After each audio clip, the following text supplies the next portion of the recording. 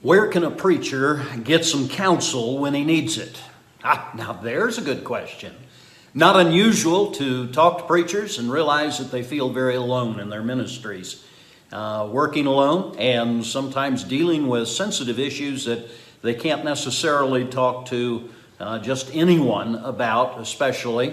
And even those in their church, sometimes there are issues they just need to hash out and get dealt with.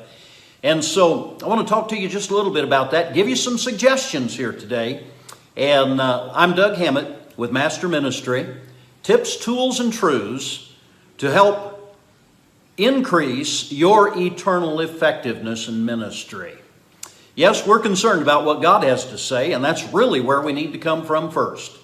And years ago in ministry, I remember having a problem where I had a situation turned into a church discipline situation.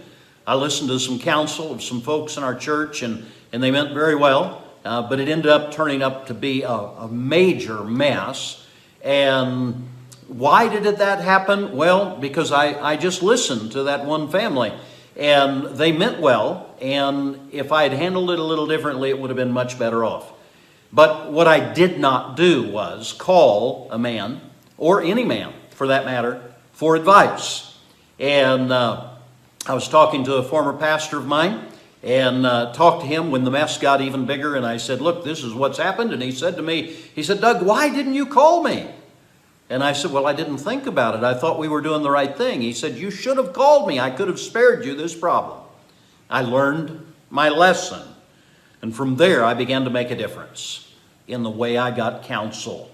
Let me share just a little bit of that with you. Over here in the book of Proverbs, chapter number 19 and verse number 20, Solomon says, hear counsel and receive instruction, that thou mayest be wise in thy latter end. At the end of it all, that you'll have done wisely, done the right thing.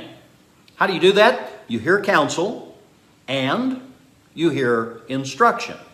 What's the difference? Instruction is just telling you what to do. Instruction is what we get from the scriptures. Instruction is what we hear when we hear preaching. It's good for a preacher, of course, to find ways to hear preaching, not just listen to himself.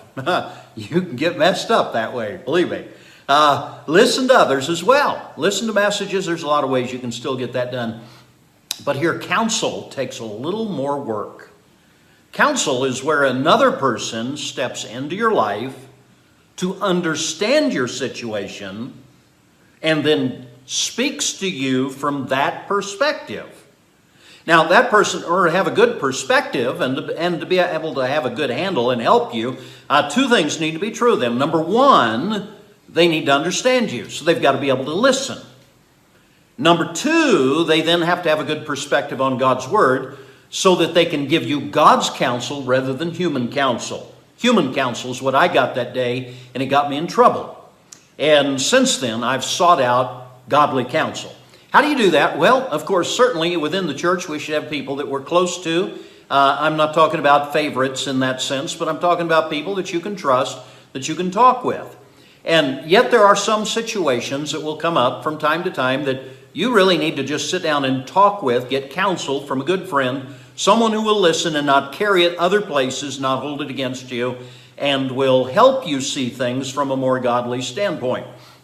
Now, the way I've done that through my ministry, ever since that first problem, I began to set out and find 3 friends in my life. I kept 3 all through the years, and when one would die or one would, for whatever reason, not be a friend any longer, I would replace them with a 3rd one. They would always be, for me, men who had a perspective, men who I knew loved me and cared about me. Yes, that's important. Number 2, and more important even, they needed to love God and care about Him more than me. And number 3, they were men who had strengths in areas that I did not. My 3 friends right now have strengths in areas that I do not. I believe I've got some areas where I've got some strengths that they are not as strong in. And so iron sharpens iron, we help one another. These 3 men that I keep as friends are preachers outside of my ministry. And when I was pastoring, of course, men outside the church that were pastors as well, that I could run things by. I knew that they'd speak to me quite plainly and tell me where I was wrong if they saw something but they'd also listen and hear what I had to say. I recommend you do the same thing.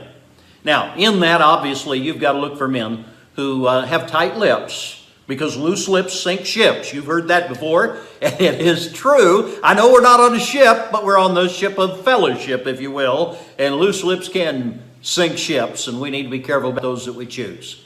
And so let me encourage you to get 3 friends. Now, here's one other thing. Let me just mention to you, I know it is a lonely place for preachers, and especially sometimes out in the ministry all by yourself, and maybe a small church in some place you feel like, who do I talk to?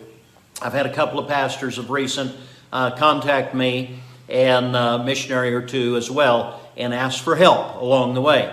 And I'd be more than willing to be able to help you. Kind of got an ABC plan. I like to keep it short, not real long talk, because you're busy, I'm busy. Keep it rather short, but we've got kind of a plan. Sometimes you just need another set of eyes, someone else to listen, hear, and give you some perspective from where they see it. Now, where I see it or anyone else sees it is not necessarily going to be right, because we're not in your shoes, right? And you're not in my shoes, so you won't necessarily see my situation right. But sometimes it helps to have someone else step in, and give you another perspective. B, brainstorm. Sometimes you're dealing with issues or a biblical passage even, and you just need to brainstorm that passage. You need to take a look at it and have someone else kind of have some eyes on it and suggest some different directions you can go with it before you preach that passage. And sometimes brainstorming is a wonderful thing to do with another preacher. And then, of course, there's C, which is the area where we get into the issue of really just kind of getting very clarified on what we're talking about. Sometimes it just helps to talk a matter out and have someone else ask questions along the way to clarify it, so that you can get crystal clear on how you're going to present what you're getting ready to present, maybe your church or in a message or some situation that you're dealing with. And so ABC is kind of a method that I have of being able to help others. And so if you'd be interested in doing something like that on more of a regular basis, I've got a couple of slots still open. Would be willing to talk to you about how we could do that and how to make it take place. So, well, God bless you. Thanks for listening. I would invite you to pass this video on to others as well. Let them know about Master Ministry and the number of videos there with some different ideas there. No, I don't have all the answers, but maybe something I say will kind of stir something up, so you'll get an answer from God and from His Word. God bless you. Thanks for joining me today.